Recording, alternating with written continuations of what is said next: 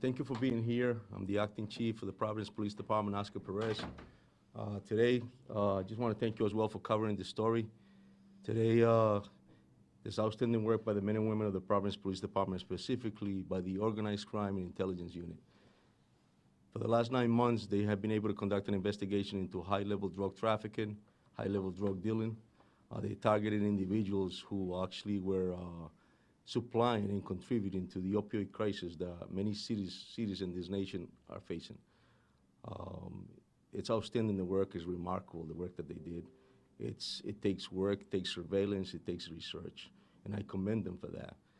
These individuals that are responsible for this type of operations are hurting a lot of our community members.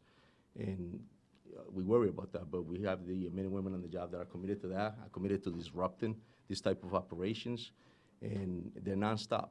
And again, I commend them for that. This is the result of that great police work, and Major LaPayne, who's in charge of the investigative division, will give you the details as far as what the operation was like. Do you want to slide them, or we can just move over, I guess. Sure. Okay.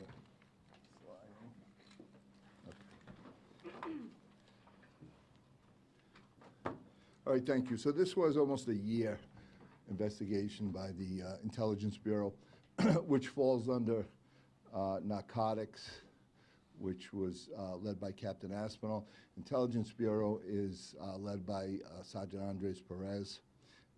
This is a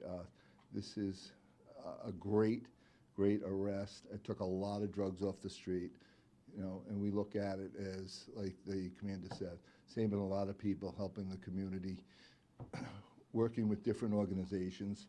I think we worked with the HSI and the U.S. Post Office. They assisted us on this. Together, we brought in, seized 9 kilos of fentanyl, 3 kilos of cocaine, 1 firearm, and that was at 6971 Bellevue Avenue in our city. So that's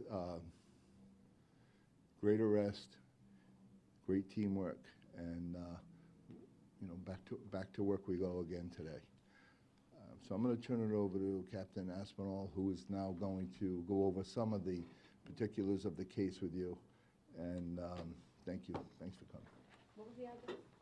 69. Bellevue. Yeah, 6971 Bellevue. 71. 6971 Bellevue Avenue. Like I said, the case sergeant was Sergeant Andres Perez. They were with his Intelligence Bureau on Thursday. We set up on the house, at which point in time a package was delivered to the resident. When the resident responded outside to retrieve that package, she was detained and the house was secured. Upon completion of a search warrant, we executed the search warrant, and I'll try to describe some of the photos in front for you, but we were able to, as the Major said, to seize a large amount of narcotics there. The target of this investigation is a Juan Martinez, alias Angel Zapata. Zapata currently is actually incarcerated in New Jersey, and we are drawing up an arrest warrant for him at this time, and we'll charge him. Two people were charged in front of me, and you'll see, and I'll try to go over specifically their names: Albertina Totero and Vespuo Tejada. And so they were both detained at the residence. They're both part of this operation. And you'll see some. I'd like to draw your attention to the picture in the front. That was some of the large amount of drugs that were seized. And what you can see on that, and I'll go in specifically and talk about some of the other drugs that were here, but with those 9 kilos, you can see that the operation, the idea is to come in here and they'll bring in a cutting agent. And these are the 2 larger bags to the right and left. So they'll add that to the 9 kilos of fentanyl that they have to increase the amount of material that goes out on the street. We knew this, and we'll go over some of the pictures up front, but as you can see also here too, on his little, right here on this Tupperware bin, is actually his recipe on what he is actually, how much to mix and what's the quantity to make.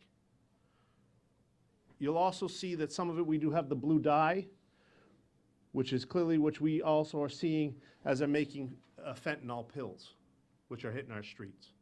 Fake Adderall, which it contains fentanyl, fake ecstasy. So clearly, he was very good at what they did. The house is very elusive. On this picture right here, the reason this picture, a dresser. Our dog, our canine narcotics dog, Vader, was actually able to hit on this. Our trained officers here were able to actually locate 2 hydraulic pistons on both sides. So then in one of the drawers next to the bed, found a remote control. The remote control, you hit it, this piece would raise up and the drugs would be located on the side. You'll see over here, this was his garbage. This is the amount of extra kilos that were actually, so this was an ongoing operation. Numerous amount of, there was approximately another 5 kilo wrappers that were seized over here that probably have hit the streets. Some of the stuff you'll see on this is actually the material, the mixing. This, as I described first, this picture right here, this was the first original package that we described about. This was the package that we were able to work with Homeland Security in the post office with intelligence that this was actually coming from Mesa, Arizona. It was red flagged. It was consistent with narcotics. It was delivered, and it was retrieved by the resident. And when upon search warrant and opening this package, we located 1 kilo of fentanyl being delivered to this resident. All the other pictures are all around here are all different types of his material that he's got, that he was using as basically his basement was almost like a little laboratory, making everything, creating, and then getting it ready for street level distribution. And he is very well, what our intelligence is giving that he is a major distributor for the southeastern area, all the way through Massachusetts, New Bedford, Connecticut, and up into Boston. He being the guy who's locked up in... Correct. This is his right-hand man, his runner. He was the one that was over at the house and was detained. And also his girlfriend over here also. That's Juan Martinez alias Angel... Zapata. Correct. Okay. And we have... Something happening. Well, this has been an ongoing, we started gathering intelligence almost about a year ago. So we had to continue under surveillance, like I said, working with HSI, working with the post office, trying to get enough information to get the way he works, how he gets everything, and then the point in time, we're getting enough information for us to get that search warrant. The search warrant was lengthy. Detective John Desmaris did a tremendous job writing. The affidavit itself was almost 25 pages long, and it was a year-long investigation going over certain observations, surveillances,